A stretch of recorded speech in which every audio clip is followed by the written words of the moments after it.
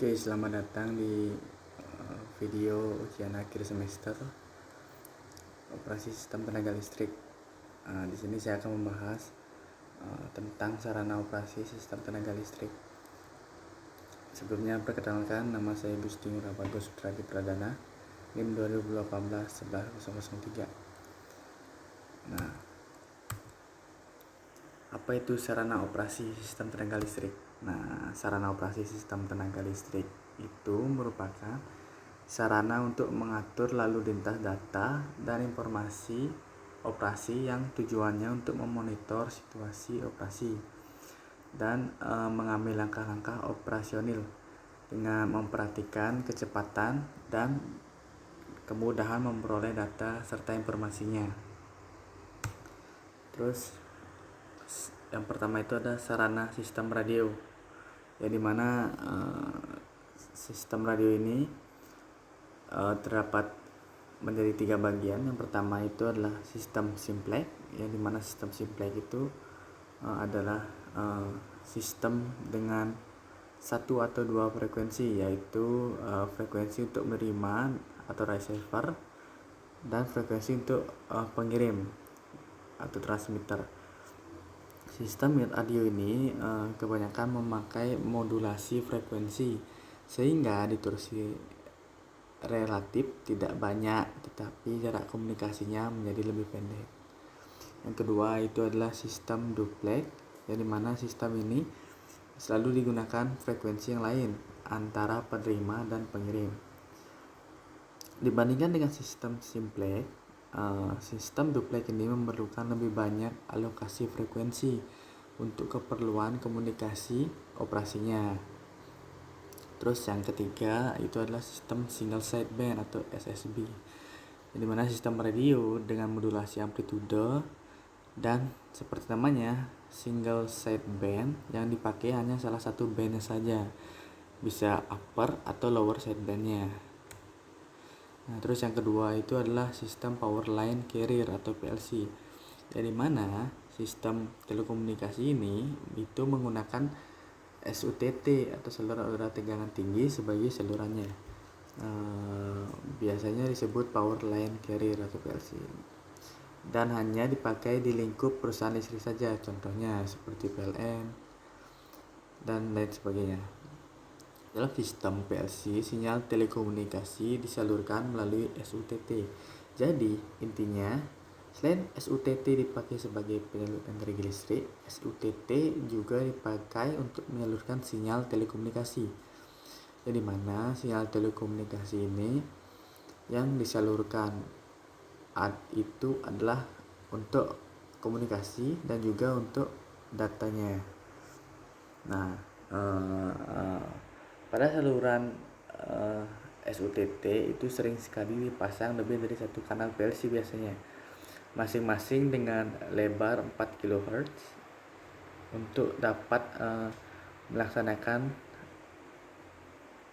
hal ini itu harus dipasang filter pada ujung-ujung SUTT untuk menerima frekuensi yang dihendaki. Terus yang ketiga itu adalah Central Telepon Lokal Automat atau STLO. Nah, agar saluran telekomunikasi itu bagus dan baik yang berupa saluran dari perusahaanmu telekomunikasi, PLC atau saluran radio yang dimanfaatkan oleh sebanyak mungkin orang.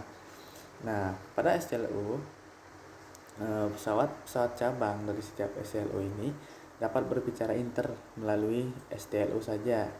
Sedangkan kalau mau berbicara dengan pesawat cabang pada STLO lainnya, maka harus melalui saluran telekomunikasi yang menghubungkan kedua STLO. Nah, yang keempat itu adalah telemetering dan pengolahan data secara elektronik.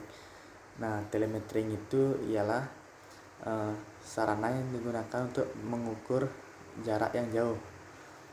Nah, semakin luas tenaga listrik, sistem tenaga listriknya, maka sarana operasi juga harus ditingkatkan karena data dan informasi yang diolah juga akan semakin banyak dan juga biaya operasinya juga akan semakin besar.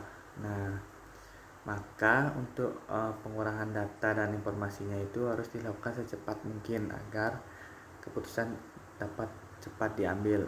Nah, untuk data yang nantinya diambil itu berasal dari gardu induk dan pusat listrik. Nah, itu datanya berupa sinyal analog yang berasal dari hasil pengukuran meter, misalnya megawatt dan mVAR. Terus yang kedua itulah sinyal digital, misalnya posisi PMT itu terbuka atau tertutup. Nah, ini adalah gambar RTU, remote terminal unit, ya dimana remote terminal unit ini itu sinyal-sinyal ini nantinya akan dikumpulkan dalam satu alat. Nah, alatnya ini bernama remote terminal unit atau RTU. Nah, yang kelima itu adalah supervisory control and data acquisition atau SCADA. Di mana SCADA ini adalah sistem kendali industri berbasis komputer yang dipakai untuk pengontrolan suatu proses atau prosedur yang diatur oleh software komputer. Nah, untuk menyelenggarakan tugas pengendalian tersebut, komputer itu mengumpulkan data dan informasi dari sistem yang kemudian diolah menurut prosedur dan protokol tertentu. Nah, yang dimana untuk data dari gardu induk dan pusat listrik itu akan dikumpulkan terlebih dahulu ke dalam remote terminal unit. Nah, kemudian remote terminal unit ini akan melakukan dialog dengan komputer yang ada di control center dan mengikuti protokol tertentunya. Terus, nah ini adalah gambar dari SCADA. Nah, terus yang keenam itu adalah ada program-program offline. Nah, yang pertama itu adalah program load flow, yang dimana program ini digunakan untuk membuat analisa load flow atau aliran daya dengan memasukkan data beban dari gardu induk dan data pembangkitan unit-unit pembangkit dalam konfigurasi jaringan yang dihendaki. Nah, terus yang kedua itu adalah program kontingensi atau program ke depan. Nah, seperti program load flow, namun dilengkapi dengan kemungkinan untuk membuat simulasi pelepasan berbagai elemen sistemnya. Program ini itu seperti program security assessment, tetapi dapat juga menggunakan data offline. Terus yang ketiga itulah program hubung singkat. Program hubung singkat ini mana program ini dipergunakan untuk menghitung arus hubung singkat 3 fasa dan 1 fasa ke tanah. Nah, yang kemudian hasil perhitungan dari program ini itu dipergunakan untuk mengecek apakah kemampuan untuk memutus arus hubung singkat dari PMT itu masih cukup baik atau tidak. Oke, selanjutnya itulah penyajian data operasi. Nah, dalam penyajian data operasi itu terdapat data real time. Jadi mana data real time itu ialah semua data yang mutakhir harus dapat disajikan melalui layar monitor. Nah, apabila itu dicetak oleh printer, maka itu juga dapat disajikan secara kontinu melalui plotter. Nah, plotter ini itu adalah data yang memerlukan perhitungan seperti misalnya jumlah megawatt yang dibangkitkan pada suatu sistem. Nah, terus yang kedua itu adalah ada data periodik. Data periodik itu adalah data tertentu di dalam sistem.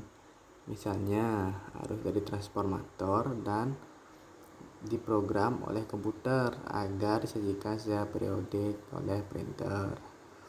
Nah, terus yang ketiga itu adalah data pelampauan batas. Nah, yang dimana jika ada batas yang dilampaui, misalnya batas arus bawah pengantar telah dilampaui, maka alarm akan langsung berbunyi di ruang operasi dan langsung datanya akan dicetak melewati printer.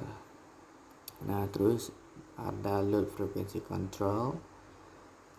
Nah, terus ada data perubahan status. Nah, yang dimana perubahan status dari PMT itu baik status keluar ataupun sebaliknya karena relay maupun atas tindakan operator harus selalu membunyikan alarm di ruang operator.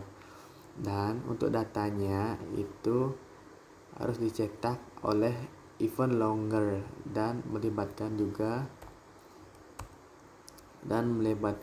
layar monitor atau VDV-nya.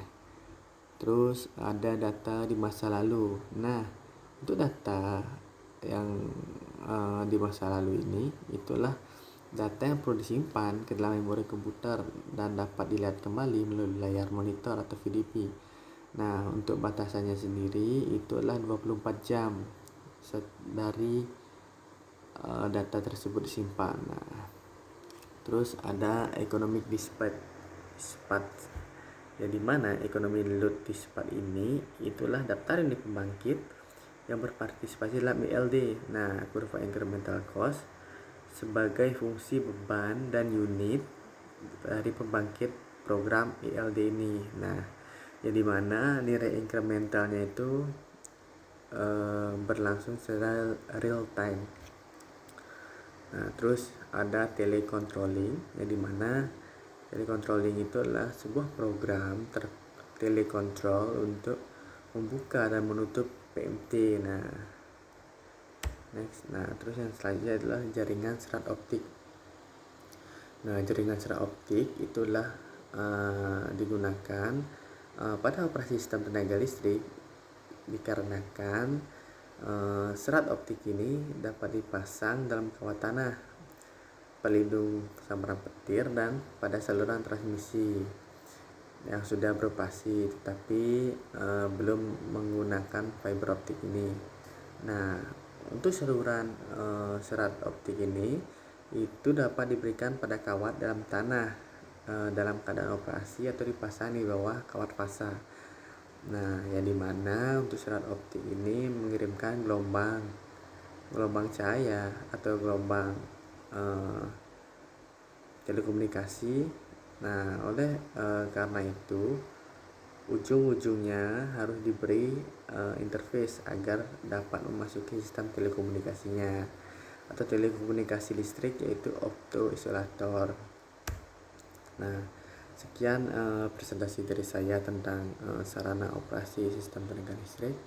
Jika ada salah kata mohon dimaafkan. Terima kasih.